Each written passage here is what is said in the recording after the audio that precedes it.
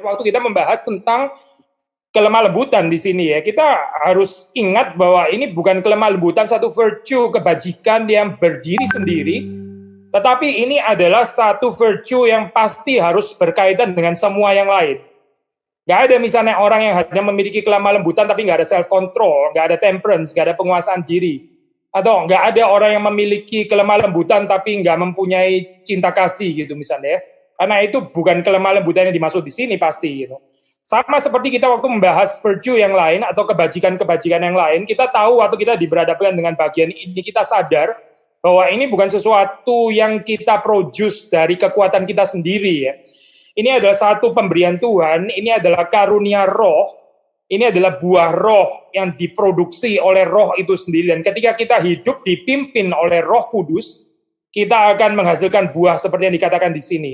Jadi ini membicarakan tentang kebergantungan kita kepada Tuhan, bukan sesuatu yang kita obtain, kita acquire, kita dapatkan dengan usaha keras kita, kekuatan kita sendiri, tapi semata-mata adalah anugerah Tuhan, sola gratia ya. Tapi kita boleh mengkaitkan ini, seperti tadi kita katakan kelemah lembutan ini dengan bagian-bagian yang lain. Misalnya ya, kita bisa mengaitkan antara kelemah lembutan dan cinta kasih. Cinta kasih ini by the way adalah yang pertama disebut ya, kita bisa mengatakan di dalam kaitan ini, dalam konteks ini, the substance of gentleness atau meekness itu sebetulnya adalah love. Gentleness di sini saya nggak bisa dimengerti tanpa cinta. Kenapa seorang percaya atau seorang Kristen itu bersikap atau mempunyai sifat lemah lembut, yaitu karena dia mengasihi. Kelemah lembutan yang tidak digerakkan oleh cinta, yang tidak digerakkan oleh kasih, itu bukan kelemah lembutan Kristen, saya bukan. Itu kelemah lembutan yang mungkin di dalam pengertian natural virtue, common virtue mungkin ya, di dalam konteks common grace, bisa saja. Ada orang yang kelihatan seperti kayak lebih sabar, lebih lemah lembut, dan sebagainya. Bisa saja kita mendapati orang seperti itu. Tapi waktu kita mau merenungkan kelemah lembutan sebagai buah roh di sini, tentu harus berkaitan dengan semua yang lain, yaitu yang pertama di sini berkaitan dengan cinta atau berkaitan dengan kasih. Sebetulnya simple ya, saya memikirkan hal ini. Orang yang mengasihi ya itu pasti akan lemah lembut terhadap yang dikasihi. Sekali lagi ya, fakta bahwa kita itu kurang lemah lembut, ya, fakta bahwa kita itu nggak cukup lemah lembut kepada saudara seiman kita atau sesama manusia, itu hanya menunjukkan, hanya menyatakan bahwa kita itu sebetulnya kurang mengasihi mereka. Kita bisa mengaitkan ini dengan bagian yang lain misalnya ya. Demikian juga orang yang kurang sabar terhadap seseorang, kenapa? Ya karena dia kurang mengasihi orang tersebut, makanya dia kurang sabar. Maka dengan demikian, sekali lagi, kita waktu memikirkan tentang kelemah lembutan, saudara jangan kehilangan perspektif yang lain ya. Kasih itu menghadirkan kelemah lembutan. Seseorang yang dipenuhi dengan cinta itu begini, kalau hidup ini gak ada sukacita ya. Hidup ini kalau isinya cuma uring-uringan deh. Hidup ini isinya cuma sungut-sungut, kekecewaan, yang duka cita yang bertubi-tubi. Ini bukan bicara tentang holy grief ya, tapi ini bicara tentang duka cita yang dari dunia ini. Tentu seseorang itu akan sulit untuk mempunyai sikap lemah lembut ya. Dengan demikian saudara melihat di sini ada kaitan tidak terpisahkan antara sukacita dengan lemah lembut. Mereka yang bersukacita di dalam Tuhan, merekalah yang memiliki kelemah lembutan. Tanpa sukacita, sulit bagi kita untuk mengekspresikan kelemah lembutan. Kalau kita di dalam kekecewaan, kalau kita di dalam sakit hati, kita di dalam kepahitan dan sebagainya, sulit untuk kita mempunyai sifat lemah lembut ya. Sehingga di sini kita melihat sukacita dan kelemah lembutan itu tidak bisa dipisahkan. Saya juga bisa melanjutkan demikian halnya dengan damai sejahtera atau peace. Orang yang hidupnya itu fully reconciled, ya ada rekonsiliasi, rekonsiliasi dengan Tuhan. Dia tahu bahwa Tuhan itu berdamai dengan dirinya. Dia tahu bahwa dia ada di dalam pelukan Tuhan. Dia tahu bahwa dia dikasihi Tuhan. Dia tahu bahwa dosanya diampuni. Orang yang bisa berdamai dengan dirinya sendiri. Orang yang juga di dalam rekonsiliasi dengan semua orang yang lain jika itu tergantung pada dia. Ya. Orang demikian bisa menyatakan kelemah lembutan di dalam kehidupannya. Tapi kalau kita hidup itu nggak ada damai sejahtera, meaning kita nggak reconciled ya, entah itu nggak reconciled dengan orang lain, atau kita nggak reconcile dengan diri kita sendiri, kita adalah orang yang terus membenci diri kita sendiri, kita mengekspresikan kelemah lembutan itu kalau nggak mau dikatakan tidak mungkin sebetulnya. Sehingga sudah melihat di sini ada kaitan tidak terpisahkan antara kelemah lembutan dan damai sejahtera. Orang yang lemah lembut adalah orang yang side, orang yang didamaikan dengan Tuhan, dengan dirinya, dengan sesama. Demikian juga saudara bisa melanjutkan dengan kesabaran, dengan kemurahan, dengan kebaikan, dengan kesetiaan, dan pada akhirnya juga dengan penguasaan diri. Mungkin saya bahas yang terakhir saja, yaitu penguasaan diri ya.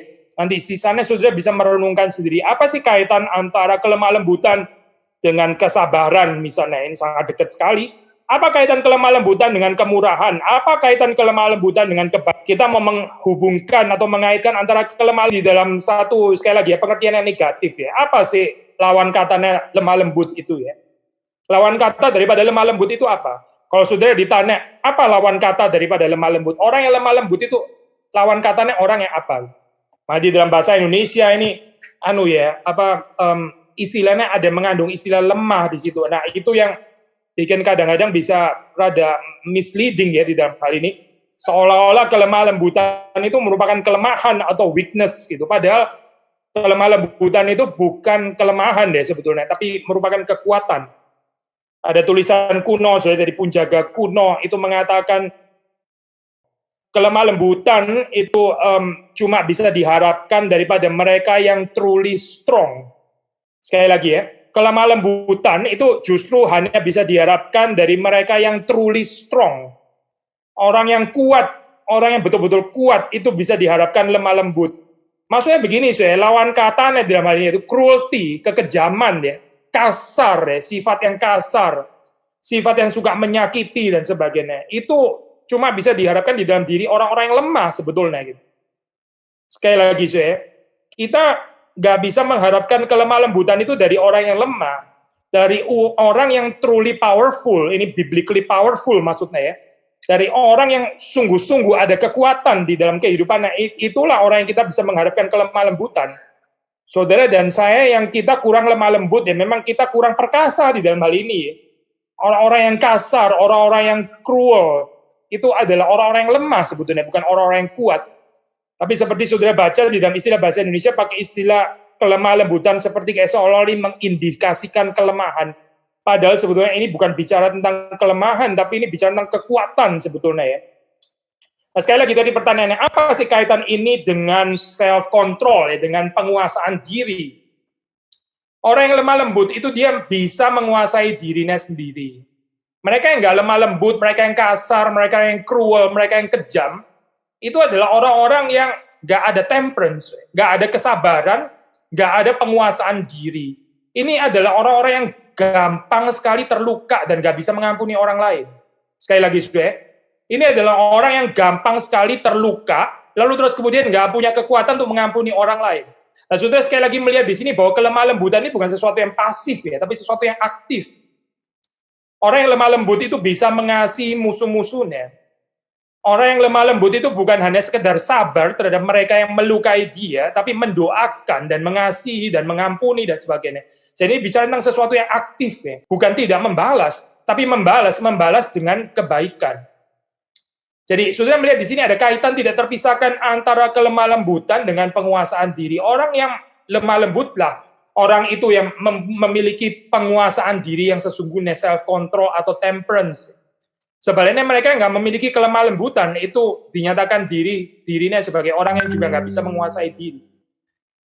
Saya mau membagi apa yang dikatakan oleh beberapa penafsir, itu saya ada bandingkan penafsir klasik seperti Calvin, Johannes Calvin, seperti Matthew Henry, dan satu lagi penafsir penafsir modern dari seri komentari WBC. Saya tertarik waktu saya membaca Johannes Calvin. Ya, dia mengatakan kalimat bahwa ya dia menjelaskan ini buah roh ya, dia menjelaskan beberapa gitu. Tapi ada beberapa yang dia tidak jelaskan. Lalu dia mengatakan hal-hal itu nggak perlu dijelaskan. Saya jadi tertarik waktu Calvin ajari kita perlu mengertinya di dalam kehidupan kita. Jadi maksudnya Calvin kalau saya nggak salah tafsir, kita ada sangat ada keterbatasan kalau membicarakan kelemah lembutan ini di dalam ranah teoritis. Calvin mau mengajak kita untuk mempelajari. Kita percaya ini bukan berarti terus kita nggak perlu menjelaskan sama sekali ya. Karena anyway, kita nggak mengenal ini, kita nggak menerima dualisme teori dan praktek, ngomong tok terus nggak ada kenyataannya dan sebagainya. By the way, Yesus itu disebut firman deh.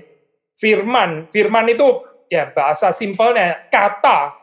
Nggak ada orang yang mengatakan Yesus itu cuma kata tok gitu misalnya. Dia cuma speech tok gitu misalnya. Dia cuma logos tok gitu misalnya ya. Nggak ada seperti itu. Karena apa sih? Karena logos itu menjadi daging. Jadi ada konkretisasi di sini ya. Ada embodiment of the word.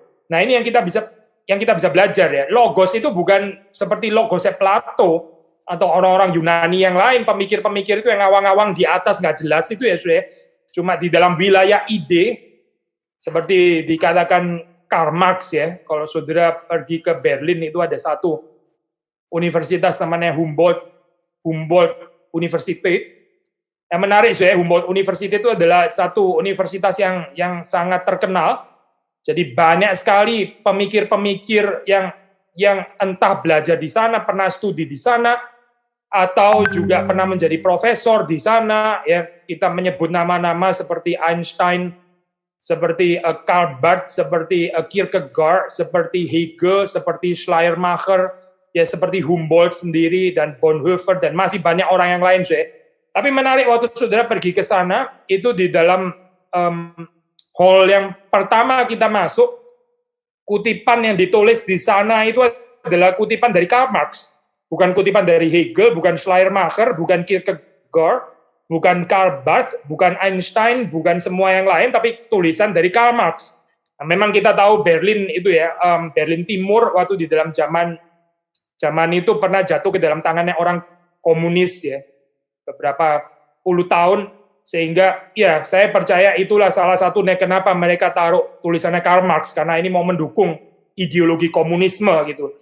Waktu itu higher education, maksudnya institusi pendidikan pun mesti submit kepada ideologi negara. Tapi menarik, kalau kita membaca tulisan yang dipilih dari tulisan Karl Marx, di situ Karl Marx mengatakan kalimat kurang lebih seperti ini ya. Filosof-filosof itu ya sibuk untuk memberikan interpretasi terhadap dunia ini. Maksudnya sibuk membangun teori ini dan teori itu, teori interpretatif. Padahal sementara yang berguna, yang betul-betul meaningful ya di dalam bahasa Jermannya itu es geht aber drauf an, itu adalah sebetulnya yang paling penting itu adalah mengubah dunia ini, bukan menginterpretasi dunia. Jadi filosof-filosof itu menurut Karl Marx semua sudah gagal karena mereka cuma main interpretasi doang. Kita nggak perlu interpretasi, kita perlu orang yang mengubah dunia. Jadi di situ kalau sudah melihat di dalam kutipan yang sederhana ini ya, Karl Marx menghadirkan satu dualisme ya. Interpretasi itu bukan merubah itu bukan interpretasi nggak tentu merubah ya, itu cuma sekedar interpretasi. Saya pikir kita nggak perlu mengikuti ini ya, filosofi seperti ini ya, filosofinya Karl Marx yang mengajarkan bahwa yang penting mengubah dunia bukan cuma sekedar menginterpretasi, karena interpretasi itu bukan sekedar. Sekali lagi menginterpretasi dunia itu bukan sekedar. Kalau kita worldview-nya salah, kalau kita Weltanschauung kita itu sesat, kita akan sulit sekali untuk bisa berbagian di dalam pengubahan dunia ini. Bagaimana kita mentransform dunia dengan worldview kita sendiri yang salah. Tapi kembali kepada topik informasi dunia dan sebagainya, itu merupakan satu dualisme yang nggak ada perlunya. Kecuali memang kita ini adalah orang-orang yang munafik, yang berbalik di bawah kemegahan interpretasi, tapi kita nggak pernah punya hati untuk mengubah dunia dengan mencintai dunia ini. Nah itu baru ya dualisme ini jadi cocok. Jadi sekali lagi Calvin mengatakan kelemah lembutan itu bukan sesuatu yang kita bahas, kita diskusikan, tapi kita perlu mengalaminya dalam kehidupan kita sehingga kita bisa belajar apa artinya kelemah lembutan itu ya. Ya kita bersyukur waktu kita baca tafsiran-tafsiran yang lain ya semuanya nggak bilang seperti Calvin ya. Ada juga yang melakukan penafsiran di dalam hal ini dan bukan sesuatu yang salah. Saya baca misalnya kutipan dari Matthew Henry. relatif singkat ya, waktu dia membicarakan tentang gentleness ya, dia bilang seperti ini ya. Gentleness such as sweetness of temper and especially towards our inferiors as disposes us to be affable and courteous. Saya mau menekankan ini ya, bagi Matthew Henry, gentleness atau kelemah lembutan ini adalah temper atau apa ya? Temper itu apa ya bahasa Indonesia ya? Ya mungkin terjemahkan agak bebas gitu apa? Karakter yang manis. Tapi terutama yang saya mau tekankan adalah terutama ya menurut Matthew Henry kepada mereka yang ya katakanlah secara ordo itu ada di bawah kita. Nah ini satu tafsir yang menarik, maksudnya begini ya, kita cenderung gampang lemah lembut kepada orang yang di atas kita. Mungkin bukan lemah lembut, tapi karena kita takut kali ya. Kita jadi lembut terhadap orang yang di atas kita, karena memang kita merasa kita nggak lebih powerful daripada mereka, mau nggak mau mesti submisif, mau nggak mau kita mesti merendah, dan sebagainya. Mau nggak mau kita lemah lembut ya. Maka Matthew Henry di situ mengingatkan, ya ini bukan kelemah lembutan, kalau cuma gini ini bukan kelemah lembutan. Kelemah lembutan itu baru teruji kalau kita betul-betul bisa lemah lembut kepada mereka yang ada di bawah kita. Mereka yang secara ordo ya, itu di bawahnya kita ya. Orang yang lebih muda daripada kita, bawaan kita ya, anak-anak kita ya. Mungkin pembantu yang bekerja di rumah kita dan sebagainya. Nah, kita bisa lemah lembut nggak dengan orang-orang seperti itu? Saudara jangan bilang kita lemah lembut kepada orang yang di atas kita lemah lembut terhadap jenderal, kita lemah lembut terhadap pendeta di gereja saudara, ya memang secara ordo mereka di atas saudara, mungkin saudara akan lemah lembut. Tapi ujiannya itu, apakah kita bisa lemah lembut terhadap orang-orang yang ya pegawai kita, orang-orang yang menjadi bawahan kita dan sebagainya. Yang dikatakan oleh Matthew Henry ya di sini ya sekali lagi ya, especially towards our inferiors. Lalu juga and easy to be entreated when any have wronged us. Easy to be entreated easy to be entreated when any have wronged us. Jadi kita bisa dealing di dalam hal ini ya. Kelemah lembutan itu teruji justru waktu kita dilukai. Sekali lagi kalau kita belum dilukai ya, kita sulit bicara kelemah lembutan yang sudah teruji. Saudara jangan bilang kita ini lemah lembut, sementara semua orang itu suka pada kita, semua orang memuji kita, semua orang menerima kita, semua orang menyanjung kita, dan sebagainya. Jangan bicara kelemah lembutan. Mungkin di situ kita bisa bicara kerendahan hati ya, waktu kita tidak sombong. Ya bisa mungkin kita bicara kerendahan hati. Tapi waktu kita bicara kelemah lembutan itu justru diuji waktu kita itu dilukai. Banyak orang itu merasa dia berpikir dirinya itu sudah cukup lemah lembut.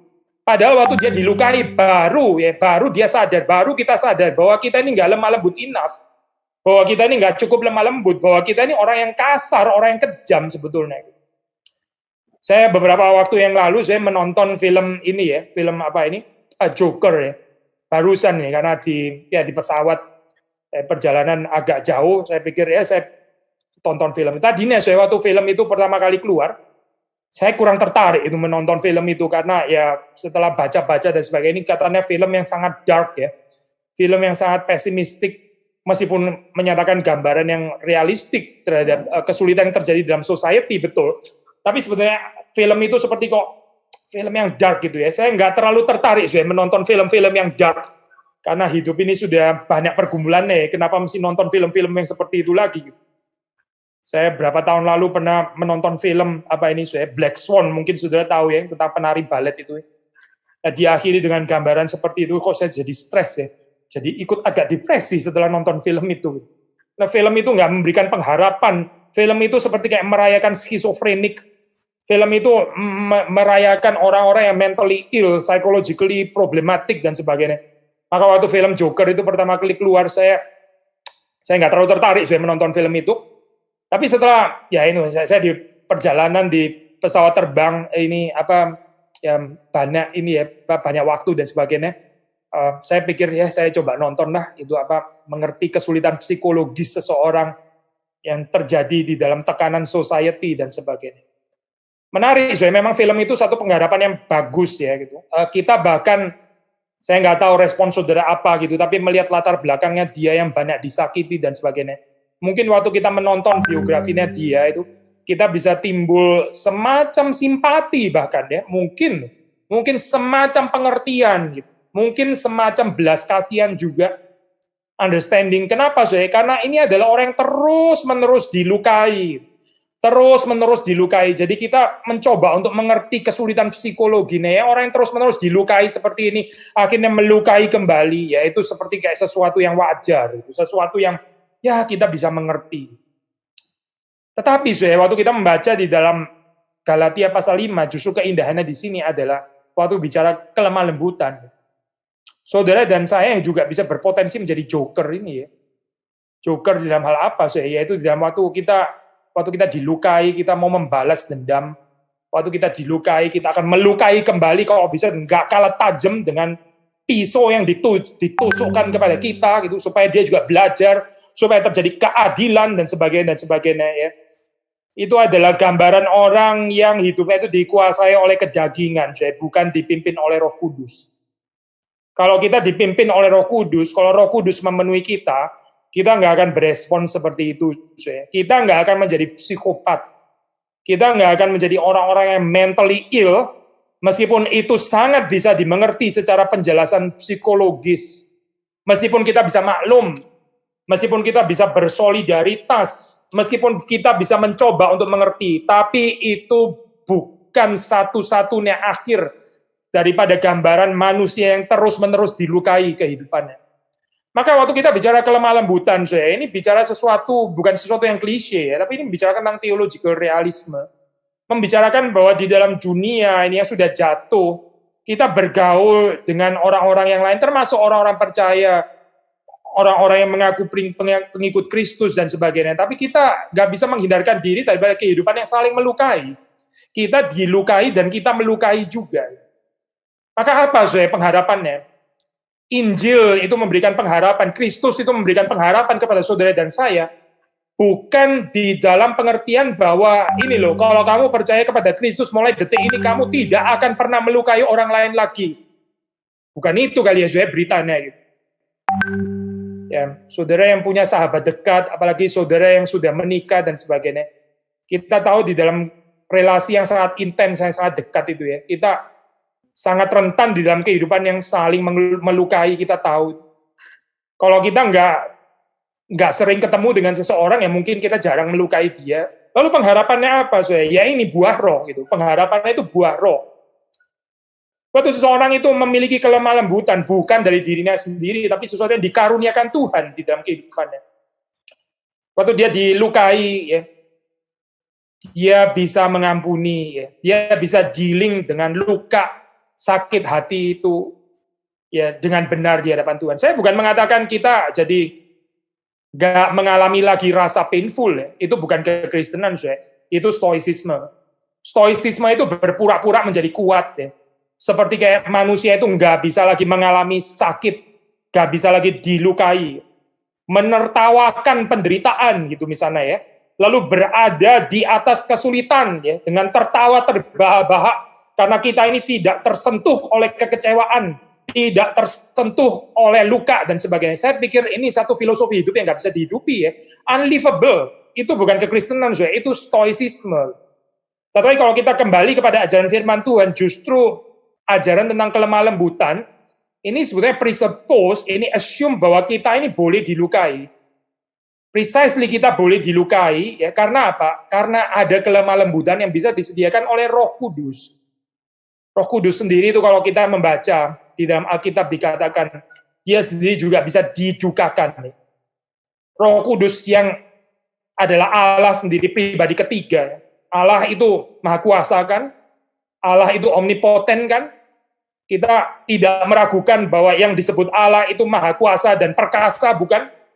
Tapi Allah yang perkasa, maha kuasa dan sebagainya. Ternyata waktu kita membaca di dalam Alkitab dikatakan adalah Allah yang juga bisa didukakan.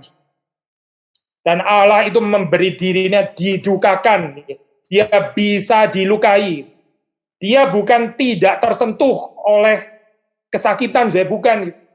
Hati-hati ya, percaya konsep Allah yang nggak bisa dilukai sama sekali. Ya karena saking perkasanya, waktu kita melukai dia, lalu kita sendiri yang luka, gitu, kita sendiri yang hancur, Allah nggak kenapa-kenapa karena dia sangat perkasa, gitu. Saya pikir konsep Allah seperti itu lebih mirip ajaran filsafat Yunani, ajaran filsafat yang tidak mengenal Tuhan gitu daripada ajaran Alkitab.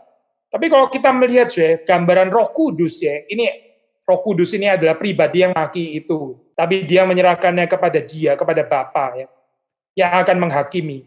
Dia tidak main hakim sendiri, dia tidak menuntut keadilan dengan segera. Orang yang selalu menuntut keadilan dengan segera, itu orang yang nggak punya kelemah lembutan di dalam dirinya. Dia selalu menginginkan keadilan dinyatakan dengan segera. Segera supaya orang-orang jahat itu segera dihakimi, segera mengalami kebinasaan, segera mengalami malapetaka. Itulah gambaran orang-orang yang tidak memiliki kelemah lembutan di dalam kehidupannya. Tapi kita melihat di dalam kehidupan Kristus, saudara melihat di situ, dia menyerahkan penghakiman itu di dalam waktu Bapa. Dia menyerahkannya kepada Bapa, dan dia juga menyerahkannya di dalam waktu Bapa, bukan di dalam waktunya sendiri, tapi di dalam waktu Bapa. Kita bisa belajar apa lagi tentang kelemah lembutan ini ya.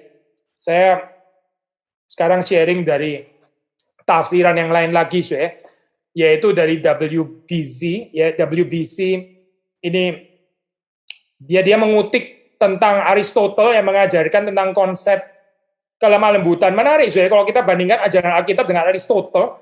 Aristotle mengajarkan bahwa yang disebut kelemah lembutan di sini ya, itu adalah jalan tengah, jadi via media, ya, jalan tengah antara dua ekstrim. Ekstrim yang satu itu menurut Aristotle adalah excessive anger. Excessive anger, ini kemarahannya eksesif yang berlebihan yang nggak pada tempatnya. Tapi ekstrim yang lain, inability to be angry. Nah ini menarik, inability to be angry. Jadi menurut Aristotle, yang disebut kelemah lembutan itu bukan orang yang terus kemudian diinjak-injak gitu ya. Yang setelah diinjak-injak, tapi dia nggak bisa mengatakan apa yang menjadi keinginannya, mentalitas victim, gitu, dan sebagainya. Saya pikir dalam hal ini Aristotle ada certain bijaksana ya, waktu mengatakan, paling nggak dia mau membedakan kelemah lembutan itu bukan orang yang suka diinjak-injak. Ini bukan gambaran selflessness, orang yang nggak punya ego strength, orang yang memang, ya, psychologically itu defect, gitu ya, psychologically problematic. Dia nggak bisa mengekspresikan apa itu namanya keinginan hatinya, dia nggak bisa marah sama sekali atas nama kelemah lembutan. Jadi kalau saya pakai bahasa Jawa, dia orang yang mental nerimo gitu misalnya ya. Jadi mau diapa-apain, ditempeleng juga nerimo. Ya, ini di dalam ini ya saya respons seseorang terhadap anugerah umum, general revelation, wahyu umum. Tapi yang lebih penting bagi kita ya bukan mengikuti Aristotle ya, ini boleh saja menjadi insight bagi kita ya, paling enggak untuk menolong kita supaya kita bisa membedakan antara kelemah lembutan dengan selflessness yang keliru ya, paling tidak. Tapi kalau kita membaca di dalam kitab suci itu ya, kitab suci ini ya kita di dalam ini ya, kanonisasi orang Protestan memang kita nggak menerima apocryphal writings itu sebagai kanonisasi kitab suci ya, tapi ini bukan buku sesat ya, ini adalah tulisan yang juga bermanfaat. Di dalam terjemahan LXX ya, Septuaginta, itu membicarakan kelemah lembutan di dalam kaitan, yaitu di dalam pengertian submissive atau teachable spirit toward God. Nah ini menarik ya, ini konsep yang sangat penting ya. Jadi lemah lembut itu adalah satu virtue yang relasional. Sekali lagi, sebetulnya kita bisa mengatakan semua virtue itu relasional. Nggak ada yang virtue di dalam diri kita sendiri yang nggak ada kaitannya, nggak berrelasi dengan siapapun. Itu bukan virtue Kristen lah ya, kayaknya ya. Termasuk waktu kita bicara tentang penguasaan diri nanti gitu. Kelemah lembutan ini bukan sesuatu yang hanya ada pada kita. Saya ansih in myself itu gentle, ada kelemah lembutan. Tapi kelemah lembutan ini di dalam kaitan dengan yang lain. Dan tentu saja yang penting di sini adalah dengan kaitan dengan Tuhan ya pasti ya. Relasi dengan Tuhan. Apa yang disebut dengan kelemah lembutan? Disebut dengan kelemah lembutan itu yaitu spirit yang teachable. Spirit yang submissive. Sekali lagi kelemah lembutan itu adalah orang yang bisa menaklukkan dirinya di bawah Tuhan. Dia orang yang bisa diajar oleh Tuhan. Nah memang teachable dan submissive ini bisa juga dikaitkan dengan kerendahan hati pasti ya. Tapi di sini dikaitkan dengan kelemah lembutan di dalam arti, kalau saya bahas sebaliknya ya, orang yang nggak lemah lembut ya, orang yang tidak memiliki kelemah lembutan, itu adalah orang yang nggak teachable, itu orang yang keras maksudnya. Orang yang keras itu bukan hanya di dalam pengertian dia ngomongnya kasar gitu misalnya, itu mungkin fenomenal ya. Ada orang yang mungkin ngomongnya seperti ceplas-ceplos, direct dan sebagainya, tapi hatinya mungkin lemah lembut gitu. Mungkin dia adalah orang yang compassionate. Jadi kita jangan tertipu dengan fenomena-fenomena ya. Ada orang yang ngomongnya sopan, santun, seperti feminin sekali ya. Tapi hatinya itu sudah di dalam sangat tidak teachable dan nggak pernah bisa submit kepada orang yang lain. Tapi kelihatan seperti kayak sangat feminin, santun, ngomongnya tertata dan sebagainya. Tapi nggak teachable sama sekali, sudah. Nah ini adalah orang yang hatinya keras alias tidak memiliki kelemah lembutan sebetulnya. Dari kita, sudah di dalam ini ya, Pak, perspektif Alkitab, saya pikir kita perlu belajar untuk melihat bukan secara fenomena saja, tapi kita belajar yang melihat secara substansial, ya, secara lebih esensial. Nah ini juga konsep yang diajarkan dalam apocryphal writing ini ya, misalnya dalam buku sirah. Inilah yang terus kemudian lalu dikembangkan, misalnya di dalam tulisan Perjanjian Baru ya. Perjanjian Baru itu kalau kita membaca, misalnya di dalam surat Yakobus ya, surat Yakobus pasal pertama ayat ke-21, di situ sangat dipengaruhi oleh konsep Second Temple Judaism ini ya. The idea of teachableness ya, submission. Itu adalah sesuatu yang sangat penting ya. Orang yang rendah hati, orang yang lemah lembut itu adalah orang yang teachable, orang yang submissive. Jadi sekali lagi ya, lemah lembut ini bukan cuma sekedar satu karakter yang hanya ada pada kita, lalu apalagi kita mau mendemonstrasikannya, memamerkan, nah ini loh saya orang yang lemah lembut, orang yang sabar dan sebagainya. Lemah lembut itu secara substansial adalah orang yang terus-menerus tidak berhenti bertumbuh karena dia terus-menerus bisa diajar oleh Tuhan sendiri. Saya boleh ini ya, saya kaitkan konsep ini dengan keadaan kita sekarang ya. Keadaan kita sekarang ya biasanya saya orang itu diuji juga kelemah lembutannya waktu di dalam saat-saat seperti ini. Waktu kita sakit gitu ya, waktu kita kurang ada uang, waktu kita bangkrut, waktu kita ditipu dan sebagainya. Nah, ini kita diajar di situ kita bisa lemah lembut atau tidak gitu. Waktu ada pandemi seperti sekarang ini.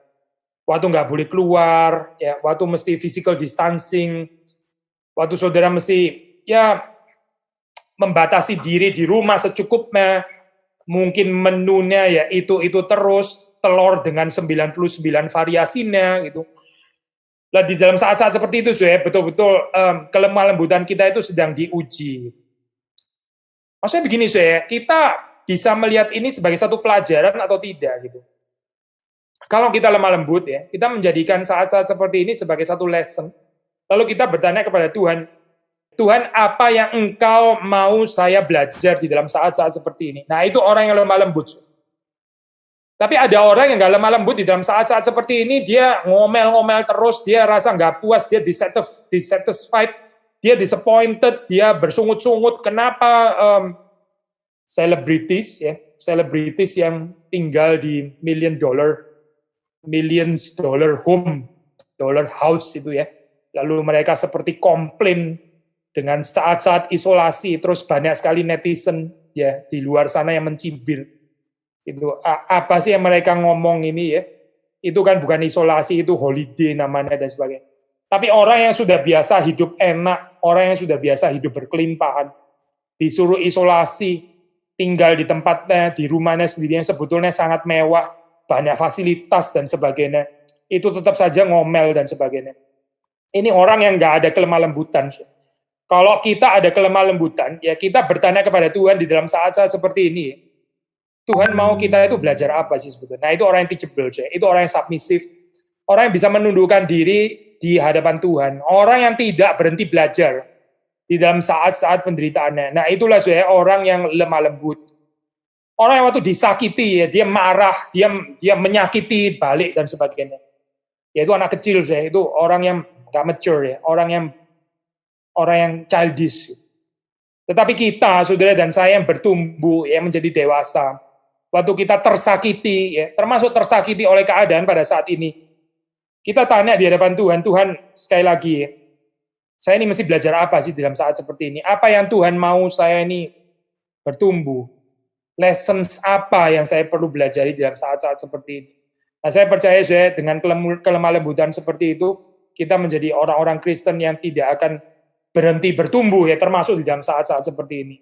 Justru mungkin kita akan lebih intensif di dalam pertumbuhan kita, karena indeed saat-saat seperti ini bisa merendahkan kita, ya, bisa membuat kita lebih rendah hati, bisa membuat kita lebih submisif, bergantung kepada Tuhan. Kalau respons saudara dan saya benar di hadapan Tuhan. Tapi kalau respons kita salah, ya celaka, saudara. Ini peristiwa seperti ini nggak membentuk kita ternyata, malah ya kita nggak kemana-mana dengan peristiwa seperti ini. Jadi sekali lagi, saudara, istilah teachableness atau submission ini penting sekali ya untuk mengerti spektrum gentleness ini, ya, gentleness di hadapan Tuhan. Tapi gentleness juga relasi bisa dimengerti di dalam pengertian di dalam kaitan dengan orang lain, ya. Gentleness toward others.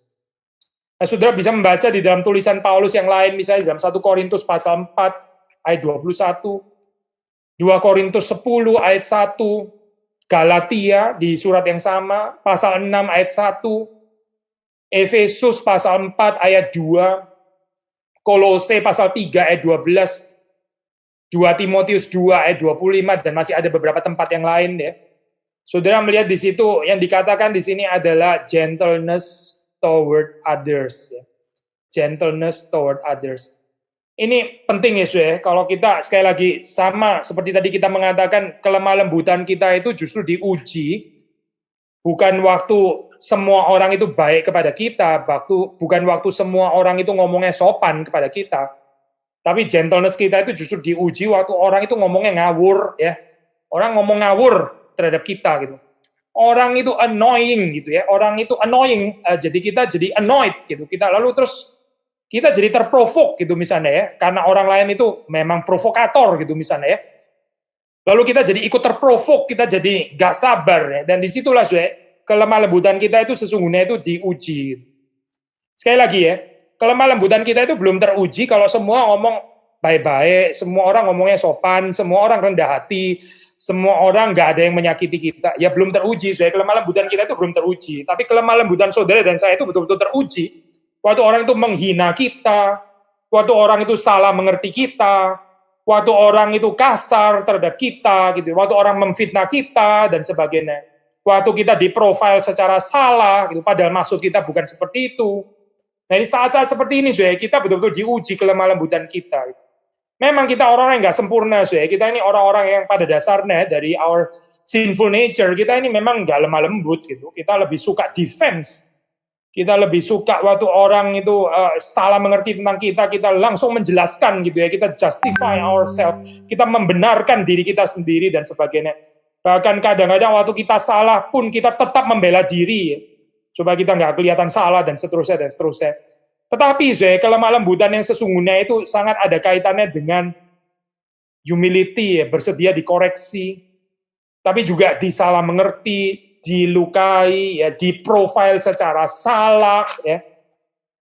Sampai pada akhirnya kita itu belajar untuk menyerahkan diri kita, yang betul-betul mengenal kita itu kan Tuhan, ya, sebetulnya. Saudara dan saya perlu belajar untuk mencukupkan diri kita itu bagaimana Tuhan menilai kita. Bukan bagaimana orang lain menilai kita. Memang kita bisa lebih mengenal diri dengan orang lain, melalui orang lain menilai kita juga. Saya bukan mau mengajarkan bahwa gak usah dengarkan semua perkataan orang lain, bukan itu ya, poin saya. Karena Tuhan bisa mengoreksi kita, juga melalui teguran-teguran orang lain, bisa saja. Gitu. Tapi kita jangan terlalu gelisah dengan profil yang dihadirkan oleh manusia. Apa yang manusia pikir tentang kita, itu nggak terlalu penting, nggak terlalu penting. Apa yang Tuhan pikir tentang saudara dan saya, itulah yang realitas sesungguhnya. Jadi berbahagialah saudara dan saya kalau kita bisa punya kepekaan, Tuhan itu mengenal kita itu bagaimana. Nah ini penting, orang yang lemah lembut itu mengenal dirinya di hadapan terang firman Tuhan. Yang menjadi mirror, yang menjadi cermin di sini ya. Bukan orang lain, karena kalau kita melihat orang lain sebagai mirror, kita bisa sombong, kita mungkin bisa merasa, oh saya lebih baik kok imannya daripada orang lain. Saya lebih kuat kok di dalam saat-saat seperti ini, nggak penakut seperti si ini dan itu. Saya lebih bijaksana kok daripada yang lain. Ya, kita bisa jadi sombong dan self-righteous, tapi mirror kita itu Kristus. Ya. Setiap orang waktu bercermin di hadapan Kristus, dia harus menjadi rendah hati. Karena Kristus itu sempurna kelemah lembutannya. Saudara dan saya, di hadapan Kristus sebagai cermin, kita akan dinyatakan kehidupan kita ini sangat jauh daripada kelemah lembutan. Sangat jauh daripada apa yang dinamakan lemah lembut itu. Ya. Nah, justru dengan menyadari keadaan seperti ini adalah langkah awal daripada kelemah lembutan. Karena kita lebih menjadi teachable, kita jadi humble, kita lebih rendah hati, kita jadi mau diajar di sana. Ya. Nah, itulah kelemah lembutan. Jadi, orang yang lemah lembut di hadapan Tuhan, dia sendiri akhirnya juga bisa di hadapan sesamanya, dia bisa lemah lembut terhadap sesamanya. Saya percaya sedikit banyak di dalam saat seperti ini ya, kita diuji kelemah lembutan kita waktu menghadapi orang-orang yang sombong, ya, orang yang bermegah atas nama iman, ya. Saya nggak takut terhadap wabah ini. Saya mau keluar ketemu sama siapa saja terserah saya. Saya mau datang ke gereja, beribadah, menyatakan iman saya. Ya, kita bisa kehilangan kelemah lembutan loh saya terhadap orang-orang seperti itu. Kita betul-betul bisa kehilangan kesabaran saya dengan orang-orang seperti itu, bukan? Orang-orang yang self-righteous seperti itu. Tapi sisi yang lain kita juga bisa kehilangan kelemah lembutan juga kepada orang-orang yang sangat penakut ya. Atas nama social distancing, atas nama kebijaksanaan, tapi sebetulnya sangat memikirkan kesejahteraannya sendiri. Orang-orang yang ya penakut, nggak memikirkan orang lain, hanya memikirkan keselamatan dirinya sendiri, paranoia. Kita bisa kehilangan kelemah lembutan terhadap orang-orang seperti itu, bukan? Kita cenderung kita akan kepingin dari natur kita yang berdosa, kita kepingin menghina mereka gitu.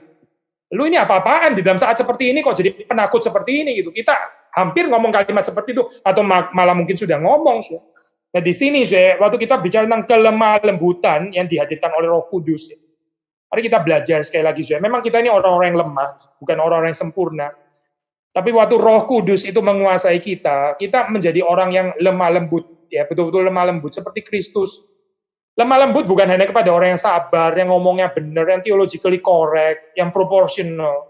Justru sekali lagi, kelemah lembutan kita itu diuji melalui orang-orang yang nggak proporsional itu. Gitu. Orang-orang yang either kelewat penakut, atau orang-orang yang kelewat self-righteous. Lalu dalam saat-saat seperti ini, kita masih bisa lemah lembut nggak dengan orang-orang itu? Gitu. Masih bisa gentle, masih bisa menasehati dengan gentle nggak, atau kita jadi nggak sabar, lalu kita jadi marah, kita jadi ngomel-ngomel, kita jadi bentak-bentak dan sebagainya. Nah itulah kita jadi ya menyatakan diri bukan sebagai orang yang lemah lembut. Ya. Mungkin poin yang terakhir, kita juga bisa mengatakan menghadapi saat ini kondisi ini pun ya kita juga perlu lemah lembut. Saya bukan mengatakan kita berespons secara impersonal. Ya. Karena sekali lagi kita mengatakan tadi yang disebut kelemah lembutan itu selalu include personal relationship. Yang disebut relationship itu always personal. Kita nggak bisa masuk ke dalam relationship yang impersonal. Ya kalau kita bicara tentang personal, ya berarti pertama adalah relasi kita dengan Tuhan, kedua relasi kita dengan sesama. Mungkin kita juga bisa bicara relasi kita dengan diri kita sendiri juga.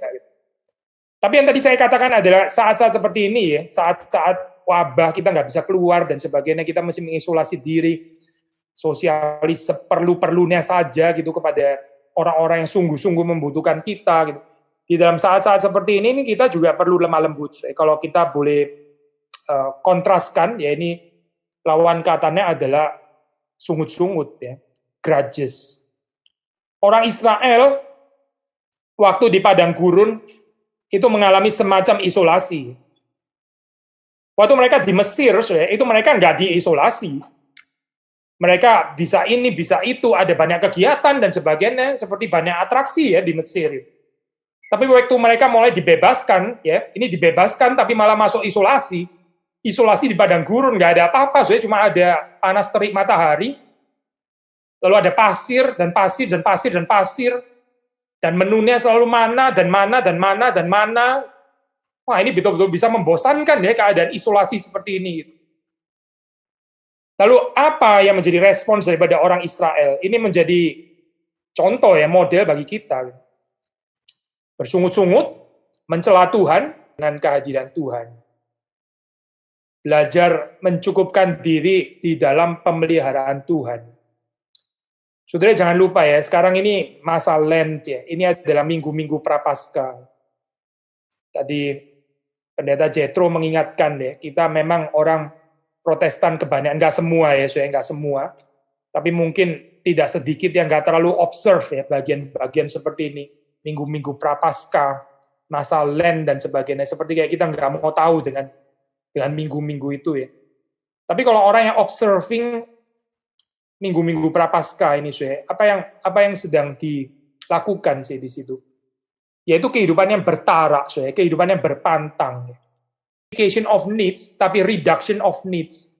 Apa sih yang betul-betul dibutuhkan oleh manusia di dalam saat-saat minggu-minggu Prapaskah ini? Dan di situ kita dihantar ke dalam satu spiritualitas untuk merenungkan apa yang betul-betul perlu di dalam hidup ini. Waktu saudara berpuasa, waktu saudara mengisolasi diri, nah ini sangat dekat sekali ya dengan penghayatan Lent, penghayatan minggu-minggu Prapaskah. Saudara banyak bermeditasi, saudara banyak merenungkan kehidupan ini, merenungkan firman Tuhan, saudara banyak berdoa, ya, saudara mengunci diri di rumah, ya ini sangat sangat cocok saudara dengan penghayatan Lent. Harap ini menjadi satu saat sabat kita ya, sabatnya agak panjang saudara, di mana kita membebaskan diri daripada distraksi keinginan yang sebetulnya nggak terlalu perlu ya di dalam kehidupan ini. Saudara masih hidup kok di dalam saat isolasi seperti ini kan? Kita nggak mati kok. Seperti orang Israel itu, mereka diberikan menunya mana dan mana dan mana dan mana. Juga masih hidup kok mereka. Mereka nggak kekurangan gizi kok. Mereka nggak harus makan steak kok baru bisa menikmati hidup, nggak harus kok. Nggak harus ada sambal juga sebetulnya. Mana ya dan mana cukup sebetulnya. Apa sih sebetulnya yang betul-betul dibutuhkan manusia di dalam hidup ini? Nah, hopefully masa Lent ini sudah ini mempersiapkan kita untuk merenungkan Jumat Agung ya. Tuhan membantu kita di dalam hal ini ya dengan mengizinkan ada terjadi pandemi ini. Saya bukan mengatakan pandemi ini sesuatu yang baik ya. Ini tetap sesuatu yang buruk tetap. Tapi di dalam tangan Tuhan ini bisa menjadi sesuatu yang dipakai menjadi alat yang indah, menjadi satu sarana untuk membentuk saudara dan saya, seperti Tuhan juga membentuk bangsa Israel waktu mereka berada di padang gurun itu. Seperti satu periode Lent yang panjang. Ya. Yesus sendiri 40 hari dia berpuasa. Sebelum dia memasuki periode pelayanan yang sangat berkuasa. Ya, masa Lent ini kan 40 hari, ya, seperti masa puasanya Yesus. Kalau saudara merenungkan, membandingkan ini ada motif 40 ya, orang Israel itu di padang gurun 40 tahun. Yesus ya 40 hari ya, dia berpuasa. Tapi Israel yang seharusnya menghidupi cerita anak Allah itu Israel bersungut-sungut. Israel gagal, Israel marah-marah, nggak bisa mencukupkan diri dengan pemeliharaan Tuhan. Tetapi Yesus, anak Allah, menebus cerita ini ya, menebus cerita anak Allah yang gagal dihidupi oleh Israel. Yesus berpuasa, dia menang terhadap pencobaan iblis. Dia menyatakan kemenangannya dan malaikat datang melayani dia. Kehidupan ini. Itulah ya kelemah lembutan yang sesungguhnya. Kelemah lembutan waktu saudara dan saya bisa memaknai masa periode Lent ini ya, minggu-minggu Prapaskah dengan mencukupkan diri di dalam pemeliharaan Tuhan yang setia, yang selalu mengerti apa yang sungguh-sungguh kita butuhkan. Ya. Sembari kita juga membebaskan diri daripada keinginan-keinginan yang tidak perlu, keserakahan kita, ya. Keserakahan apapun, ya. Mungkin keserakahan berbelanja, mungkin juga keserakahan bersosialisasi tapi yang nggak meaningful.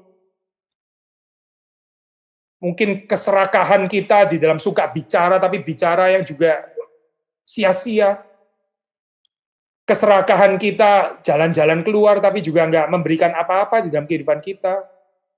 Keserakahan makan dan minum di dalam menu-menu yang berlebihan dan hanya mendukung kerakusan kita, dan seterusnya, dan seterusnya. Keserakahan kita terhadap leisure time ya yang berlebihan, yang akhirnya nggak memberikan kepada kita waktu untuk merenungkan firman Tuhan dan merenungkan Tuhan dengan cukup ya. Keserakahan-keserakahan itulah yang ingin dibongkar dan ingin dibinasakan oleh Tuhan bersama dengan kita di dalam masa prapaskah. Nah, inilah saya. Kalau kita mau dibentuk, kita mau bertumbuh ya, inilah saya. Sekali lagi ya, kelemah lembutan yang sesungguhnya. Kiranya Tuhan memberikan kepada kita kelemah lembutan seperti ini. Sekarang kita bisa masuk di dalam tanya jawab ya. Kita bisa masuk di dalam tanya jawab. Pertanyaan pertama, bagaimana cara kita mengasihi seseorang yang tidak kami sukai? Dalam kurung sulit untuk mengasihi. Ya, ini pertanyaan yang bagus ya. Ini pergumulan kita semua, pergumulan saudara dan saya.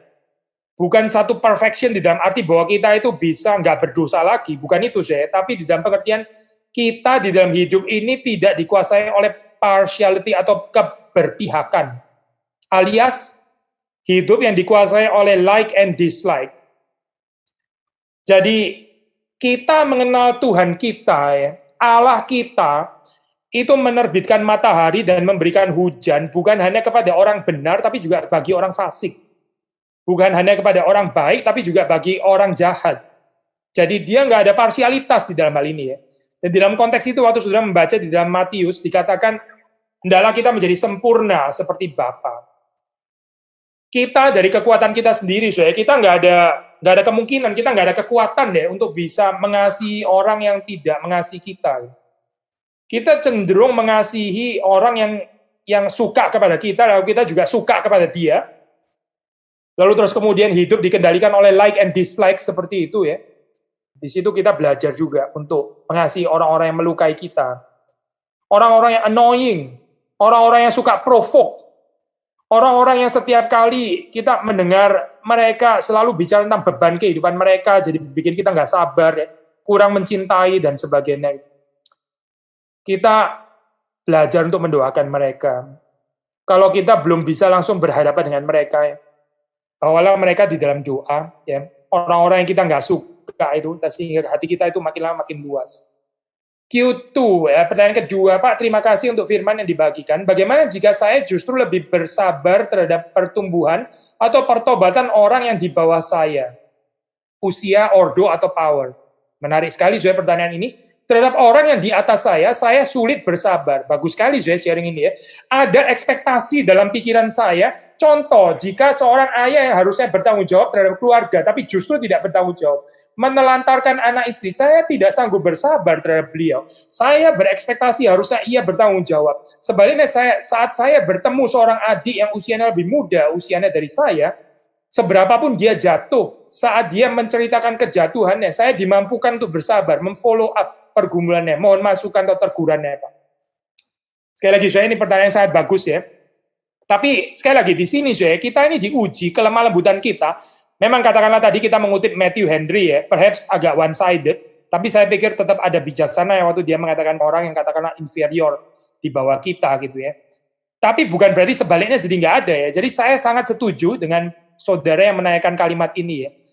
Kita itu seringkali bisa lebih bersabar kepada orang-orang, katakanlah ya, misalnya ya, kalau dalam konteks gereja, misalnya ini, kita adalah pemimpin KTB ya. Ini adalah anak didik kita gitu, atau katakanlah murid-murid sekolah minggu kita. Kalau mereka nakal, kalau mereka kurang mencintai Tuhan, bahkan katakanlah mereka kurang ajar, kita bisa lebih sabar kepada mereka. Tapi kita kepada misalnya hamba Tuhan, ya, kepada pendeta, ya, kepada pemimpin agama, kita sulit ya menerima kelemahan mereka. Kenapa ya bisa ada hal seperti ini, Saya pikir di dalam saat-saat seperti ini, ya, waktu kita terlalu kecewa dengan orang yang menurut kita ordonya itu ada di atas kita.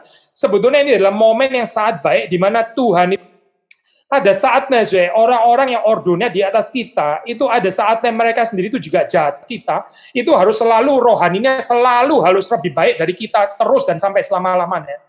Ada saat di mana Tuhan justru mau membentuk kita keluar daripada childishness, kekanak-kanaan kita, waktu kita itu mendapati ternyata bahwa pendeta saya ternyata kok juga punya kelemahan ya. Pendeta saya kok ternyata juga punya kekurangan. Kok saya jadi tersandung dengan pendeta saya?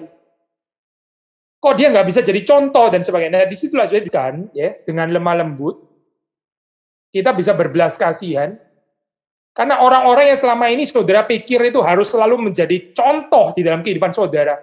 Mungkin ada saat di mana mereka sendiri membutuhkan teladan saudara. Mungkin inilah saatnya saudara yang menjadi teladan bagi mereka.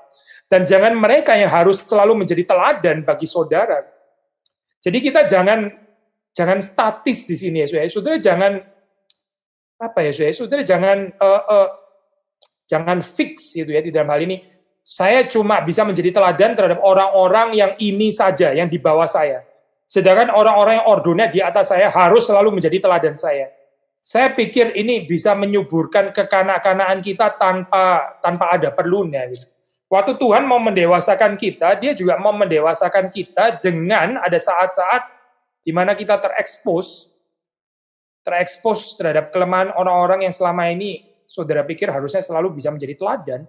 Tapi ternyata mereka tidak menjadi teladan, mereka menjadi sandungan di dalam kehidupan saudara. Nah, disitulah saudara, Tuhan sedang mempertumbuhkan kita supaya jangan terus mengharapkan teladan dari orang lain, tapi kita sendiri bagaimana juga mengasihi mereka, bagaimana kita juga lemah lembut kepada mereka, termasuk mereka yang juga di atas kita.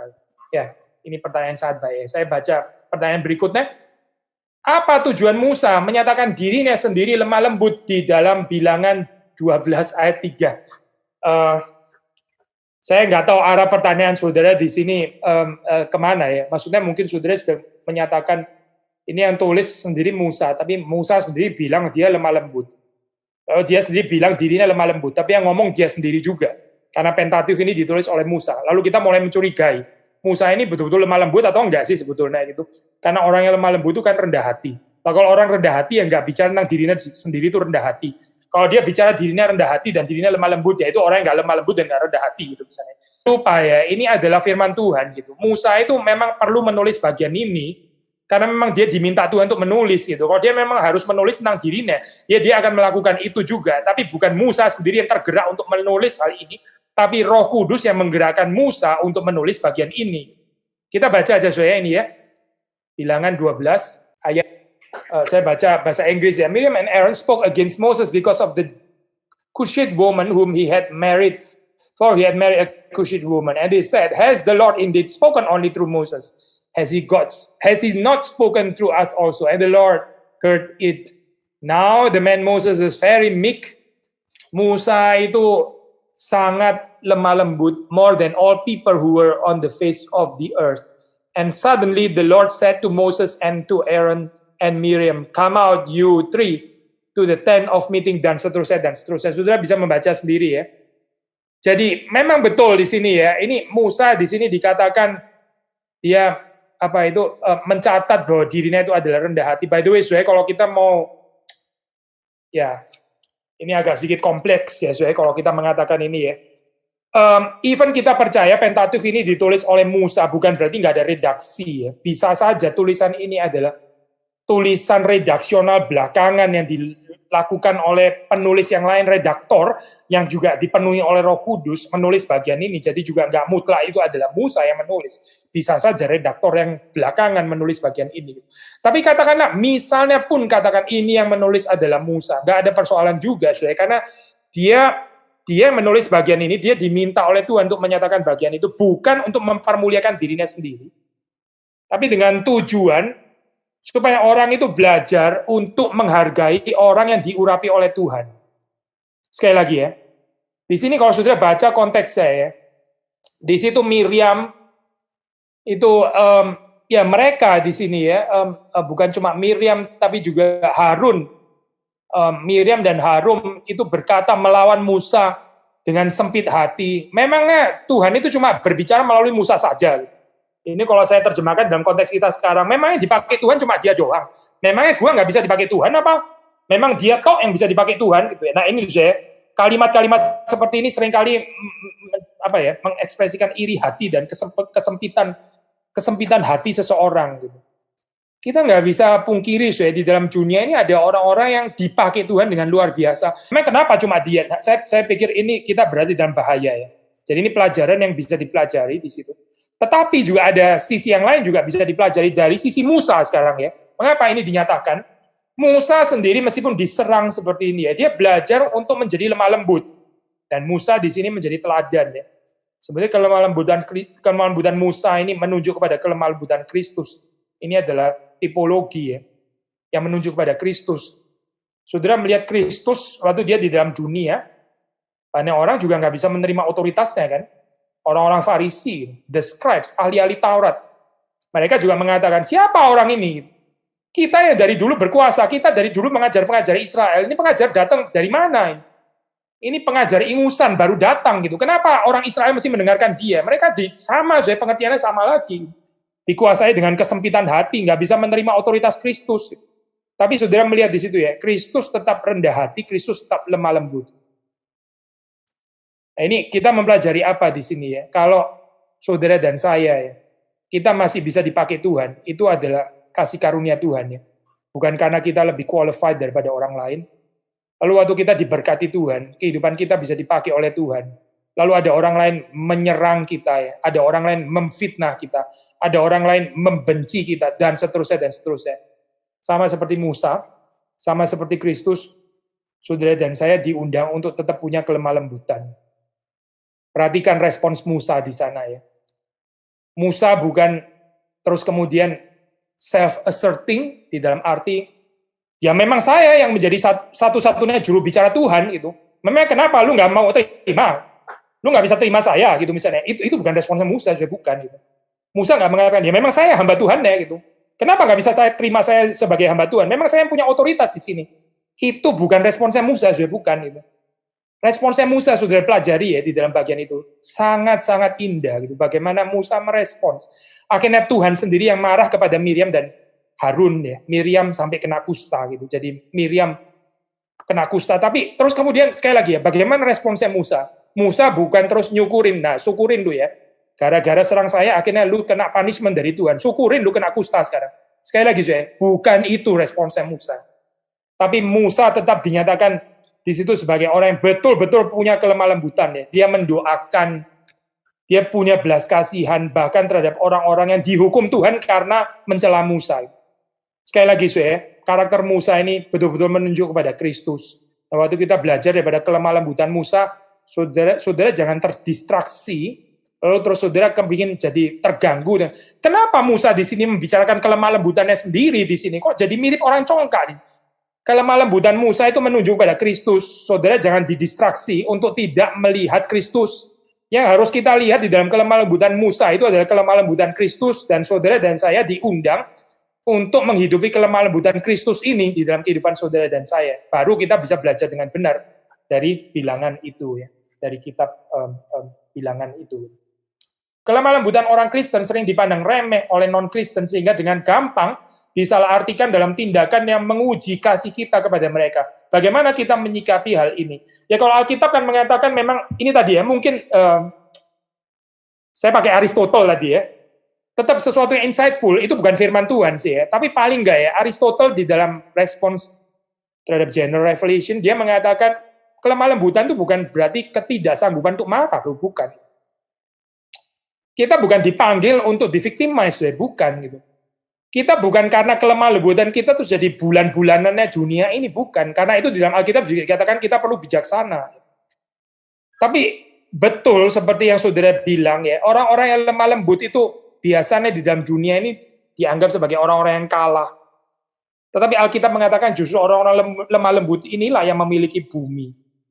Ini menarik saya ini, sabda di bukit ini mengatakan, berbahagialah orang-orang yang lemah lembut, mereka akan memiliki bumi.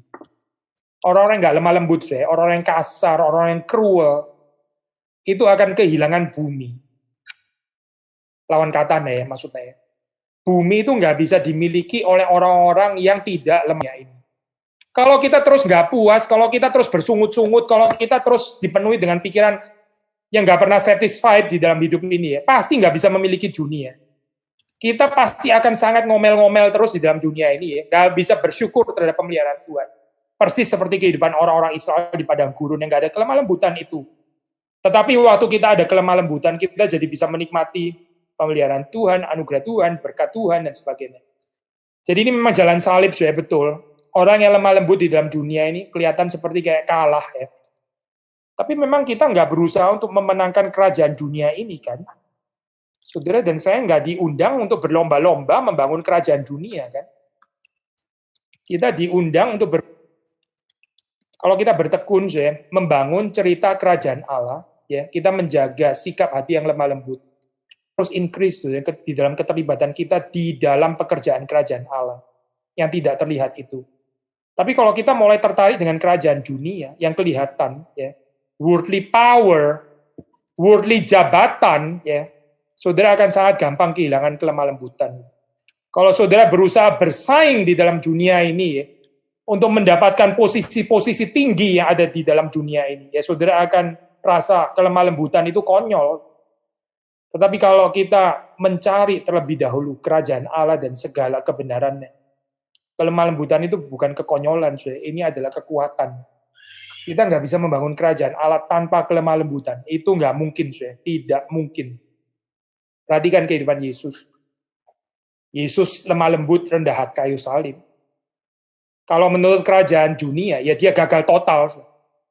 Yesus konyol di situ. Totally di-victimize, ya. Akhirnya Yesus yang disalib dan bangkit itu, adalah saudara lebih tertarik membangun kerajaan dunia. Saudara lebih tertarik membangun kerajaan Allah, kemuliaan sorgawi, atau kita lebih tertarik dengan kemuliaan duniawi? Saudara lebih mengejar kuasa sorgawi, atau saudara lebih mengejar kuasa yang ada di dalam dunia ini? Saudara lebih mengejar hormat manusia, atau saudara lebih mengejar hormat yang dari Tuhan? Ini pertanyaannya. Sebagai orang introvert, saat pertama kali bertemu orang yang belum dikenal, orang yang belum dekat, cenderung defensif dan menghindar untuk berrelasi yang dalam dengan orang tersebut. Apakah respon tersebut benar atau tidak? Dan bagaimana seharusnya kita berespons tanpa memaksa kita seakan-akan menjadi orang yang ekstrovert? Gini ya, saya nggak salah, saya hidup itu kan ada takarannya, ya, hidup ada proporsinya, gitu. Kalau kita ini adalah orang yang introvert, ya kita perlu waktu untuk menjalin kedekatan dengan orang yang lain. Nggak bisa kita langsung jadi ekstrovert, nggak bisa kita langsung membuka semuanya, ya. Saya pikir waktu kita pertama kali berjumpa dengan orang yang kita nggak kenal, kita terbukanya hanya sedikit. Lalu lain kali kalau kita bisa lebih bersahabat, kita bisa lebih namanya, orang yang selalu mau tahu urusannya orang lain, tapi begitu orang lain tanya, nah kamu sendiri pergumulannya apa? Dia jawab, oh saya nggak ada apa-apa, saya baik-baik saja, saya oke kok kehidupan saya. Tapi dia selalu suka mengorek-ngorek kehidupannya orang lain, dia selalu mau tahu kelemahannya orang lain, pergumulannya apa, kesulitannya apa, tapi dia sendiri nggak pernah mau sharing kesulitannya kepada orang lain. Ini orang-orang yang sombong, ya, sebetulnya. Saudara mesti berhati-hati dengan orang-orang seperti itu, dia bukan sahabat yang baik. Ini orang-orang yang jaim. Di dalam persahabatan yang sehat, ya, itu kita bisa saling percaya, kita membuka diri, orang lain juga membuka dirinya, kita saling mendoakan dan sebagainya. Tapi saya sependapat dengan saudara, memang ada waktunya, ya. Jangan dipaksakan kalau waktunya memang belum sampai, ya. Kita belajar untuk mempercayakan diri dan mempercayai orang lain itu pada waktu yang tepat.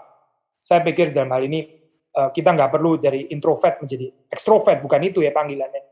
Tapi bagaimana entah kita introvert atau entah kita ekstrovert, kita bertumbuh di dalam mempercayakan kehidupan kita kepada orang lain dan juga percaya kehidupan orang lain. Q6, Calvin tentang lemah lembut itu. Calvin lebih ke arah mendorong kita untuk mempraktekannya langsung. Calvin kurang membahas tentang teori lemah lembut. Begitu ya Pak? Maaf tadi kurang menangkap. Sebentar ya, mungkin saya kesabaran dan kelemah lembutan untuk menanti. Jadi begini, setelah dia menjelaskan long suffering, ya, jadi yang dia jelaskan ini adalah, ya dia ada menjelaskan tentang joy, ya. Dia menjelaskan tentang faith, dia menjelaskan long suffering atau patience. Lalu setelah dia menjelaskan long suffering, kalimatnya seperti ini. The other terms require no explanation. For the dispositions of the mind must be learned from the outward conduct. Kalau saya terjemahkan agak bebas, istilah-istilah yang lain itu nggak membutuhkan penjelasan, ya. Karena disposisi pikiran, ya, maksudnya inilah apa kelemah lembutan dan sebagainya itu, ya. Itu kita perlu pelajari melalui tingkah laku kita yang nyata, gitu, outward conduct, ya, yang kelihatan. Kita belajar dari sana. Ya, hopefully menjawab pertanyaan saudara, ya. Tapi ini bukan kalimat mutlak ya, seperti tadi kita sudah katakan kita membahas kok, kita bukan nggak membahas tentang apa, tentang kelemah lembutan dan kerendahan hati. Waktu kita mencari jawaban dari pertanyaan kita terhadap Tuhan, sebetulnya apa Tuhan selalu menjawab lewat Alkitab saja? Atau kita juga bisa menganggap logika kita, komentar orang lain itu juga as powerful as the Bible untuk dipakai Tuhan bicara kepada pergumulan kita. Ya kalau pertanyaan saudara as powerful as the Bible, ya ini berarti harus setara dengan Alkitab kan? Ya nggak setara pasti. Tapi Tuhan bisa pakai reason kita, Tuhan bisa pakai logika kita, Tuhan bisa pakai komentar orang lain, nasihat orang lain, pikiran kita sejauh itu confirm ya dengan firman Tuhan, dengan apa yang dinyatakan di dalam kitab suci. Ya berarti kita sebetulnya sedang belajar kitab suci kan ya. Kita sedang mempelajari bijaksana Kristus itu sendiri. Gitu. Nasihat orang lain yang bertentangan dengan kitab suci, ya saudara tahu, saudara nggak pura. Itu bukan berarti bukan tanpa reason, bukan tanpa nasihat orang lain. Ya sola scriptura artinya bukan itu, saya bukan. Tapi kalaupun kita mendengar pendapat orang lain, itu bisa dipakai Tuhan untuk membawa kita kepada pengertian scriptura juga. Bisa dipakai Tuhan untuk membawa kita masuk ke dalam kelimpahan pengertian firman Tuhan. Dari situlah kita mendapatkan bijaksana kita. Dua pertanyaan lagi ya. Bagaimana ada hikmat untuk tahu kapan harus menahan, kapan harus defense? Nah ini pertanyaan baik sekali, saudara. Seringkali, saudara, disebut dengan self-denial itu ya. Waktu kita enggan ya melakukannya. Jadi begini, saudara. Kalau saudara rasa saudara nggak tahan, kalau saudara nggak bicara, nah itu justru mungkin deh, saudara. Di situ adalah saat di mana saudara dan saya perlu berdiam.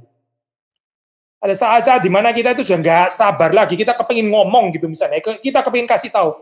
Nah itu justru mungkin saat-saat di mana kita itu belajar untuk berdiam diri. Tapi di saat-saat yang lain, ada saatnya di mana kita itu justru kita malas ngomong, kita malah takut ngomong, kita sudahlah saya diam saja. Kayaknya di dalam saat-saat seperti ini saya lebih comfortable, saya lebih convenient, saya lebih enak kalau saya diam saja, saya nggak usah ngomong. Ngomong banyak resikonya ya. Nah itu saat-saat seperti itu justru mungkin kita perlu bicara di situ. Justru mungkin kita perlu bicara. Jadi seringkali, ini nggak mutlak ya, tapi seringkali apa yang kita enggan itu, apa yang kita itu secara spontaneously itu kita enggan untuk melakukan, justru itu yang mungkin kita harus melakukan di situ dalam hal ini. Pertanyaan terakhir ya, Q9. Bagaimana bentuk kelemah lembutan di dalam amarah? Saudara mau mengertinya secara paradoksikal gitu ya. Bagaimana lemah lembut yang amarah dan amarah yang lemah lembut. Mungkin amarah bukan lemah lembut bukan amarah kali ya saudara. Ini masing-masing ada saatnya. Di sini yang lebih tepat adalah ada saat ya, ada saat untuk menyatakan kelemah lembutan, ada saat untuk menyatakan amarah yang kudus di dalam hal ini ya. Enggak harus bertentangan tapi masing-masing ada saatnya. Ketika kita disalahi dalam respons kita, bagaimana kita tetap lemah lembut namun tetap menyatakan kesalahan orang yang menyalahi kita? Nah ini pertanyaan yang saya jawab ya. Gini saya ambil ilustrasi sederhana ya. Waktu kita marah ya, kita mesti jujur di dalam kehidupan kita. Kita betul nggak waktu kita marah itu kita di dalam pengertian kita mau koreksi ya sesama kita, atau kita marah itu lebih karena kita terganggu, karena kita terluka dan sebagainya. Saudara mengerti ya poin ini ya. Saya misalnya saya punya anak, saya bisa marah dengan anak saya gitu. Kadang-kadang waktu kita mengobservasi marah kita, saya mendapati kadang-kadang saya marah itu nggak betul-betul saya marah demi dia gitu, untuk mendidik dia, tapi karena saya terganggu gitu misalnya. Jadi saya marah kepada dia karena apa? Ya karena saya disakiti. Nah marah yang seperti ini adalah marah yang rada egois ya. Ini marah yang bisa destruktif gitu. Tapi waktu saudara marah ya, padahal saudara ini bukan karena saudara terganggu, karena saudara terluka, tapi karena memang saudara perlu untuk menyatakan kemarahan kepada anak saudara.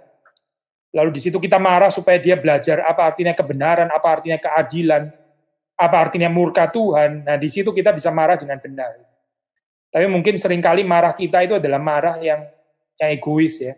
Marah karena kita tertusuk, marah karena kita terluka, marah karena kita disakiti dan sebagainya. Nah, kita perlu berhati-hati dalam saat seperti itu, supaya tidak, bukan kita nggak akan gampang terprovok. Ya. Salah satu penjelasan explanation yang baik terhadap kelemah lembutan yaitu not easily provoked, tidak gampang terprovokasi. Itu kelemah lembutan. Orang yang begitu tersakiti langsung marah, langsung defense, dan sebagainya. Itu orang yang kurang ada kelemah lembutan. Ya, kita minta Tuhan mengaruniakan kepada kita kelemah lembutan supaya kita bisa terus-menerus bertumbuh di dalam hal ini. Mari kita masuk di dalam doa terlebih dahulu. Tuhan, kami bersyukur karena Engkau adalah Allah yang sudah menyatakan apa itu kelemah lembutan, bukan secara abstrak, bukan secara formula-formula saja, tapi begitu nyata di dalam kehidupan putra-Mu Tuhan kami, Yesus Kristus, yang berinkarnasi di dalam dunia ini. Bahkan Engkau sendiri mengundang kami untuk datang kepadamu, menawarkan kelegaan dan istirahat, ketenangan yang sejati. Engkau mengundang kami yang berbeban berat, kami yang menanggung kuk yang tidak enak. Engkau mengundang kami untuk datang kepadamu dan belajar daripadamu yang rendah hati dan lemah lembut. Tuhan, tolong supaya kami boleh memiliki kerendahan hati dan kelemah lembutan seperti Engkau. Ubahkan kehidupan kami yang kasar ini, Tuhan, yang kurang gentle, yang kurang mengasihi, yang tidak sabar, yang congkak. Tuhan, mengampuni kami. Dan dalam saat-saat prapaskah seperti ini, Tuhan sekali lagi mempertumbuhkan kami menjadi seperti semakin menyerupai Kristus. Terima kasih Tuhan, berkati jemaat-Mu, berkati setiap daripada kami, berkati setiap orang yang mendengarkan dimanapun mereka berada, dimanapun kami semua berada. Demi Yesus Kristus kami berdoa, kami bersyukur. Amin.